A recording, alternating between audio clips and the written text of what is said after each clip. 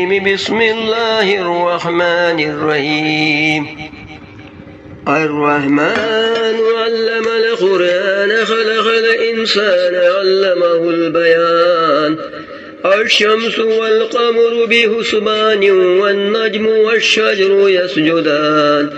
والسماء رفعها ووضع الميزان ألا تطغوا في الميزان وأقيموا الوزن بالقسط ولا تخسروا الميزان. والأرض وضعها للأنام فيها فاكهة والنخل ذات الأكمام والهب ذو العصف والريحان. فبأي آلاء ربكما تكذبان؟ خلق الإنسان من صلصال كالفخار وخلق الجان من مارج من نار. فبأي آلاء ربكما تكذبان؟ رب المشرقين ورب المغربين. فبأي آلاء ربكما تكذبان؟ مرج البحرين يلتقيان بينهما برزخ لا يبغيان. فبأي آلاء ربكما تكذبان؟ يخرج منهما اللؤلؤ والمرجان. فبأي آلاء ربكما تكذبان؟ وله الجوار المنشآت في البحر كالأعلام. فبأي آلاء ربكما تكذبان؟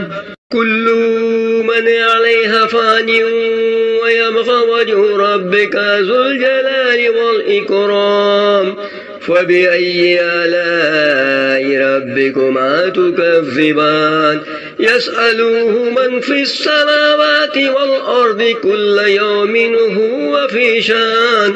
فبأي آلاء ربكما تكذبان؟ سنفرغ لكم أيها الثقلان. فبأي آلاء ربكما تكذبان؟ يا معشر الجن والإنس إن استطعتم أن تنفذوا من أقطار السماوات والأرض فانفذوا لا تنفذون إلا بسلطان. فبأي آلاء ربكما تكذبان؟ يرسل عليكما شواظ من نار ونحاس فلا تنتصران. فبأي آلاء ربكما تكذبان؟ فإذا انشقت السماء فكانت وردة كالدهان. فبأي آلاء ربكما تكذبان؟ فيومئذ لا يسأل عن ذنبه إنس ولا جان.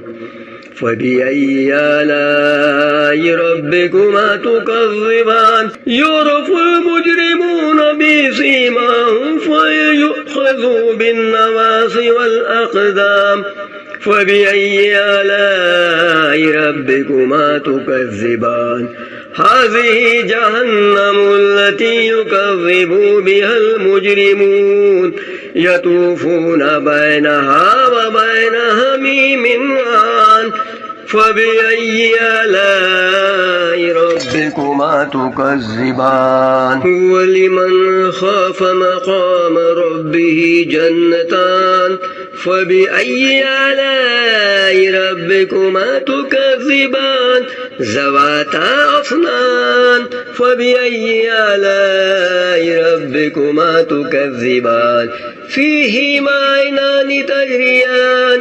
فبأي آلاء ربكما تكذبان؟ فيهما من كل فاكهة زوجان. فبأي آلاء ربكما تكذبان؟ متكئين على فروش بطائنها من استبرق وجنى الجنتين دان فبأي آلاء ربكما تكذبان فيهن قاصرات الطرف لم يطمثهن إنس قبلهم ولا جان فبأي آلاء ربكما تكذبان كأنهن الياقوت والمرجان فبأي آلاء ربكما تكذبان هل جزاء الإحسان إلا الإحسان فبأي آلاء ربكما تكذبان ومن دونهما جنتان فبأي آلاء ربكما تكذبان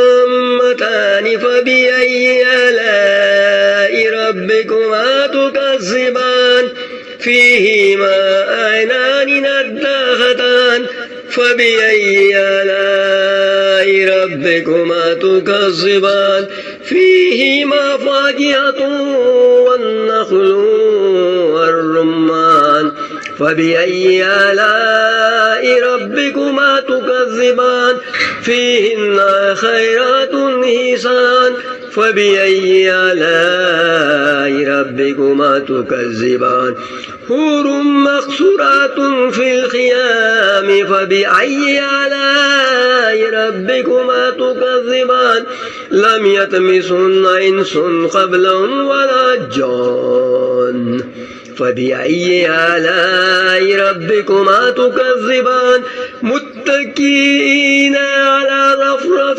خضر وابقري حسان فبأي آلاء ربكما تكذبان تبارك اسم ربك ذي الجلال والإكرام.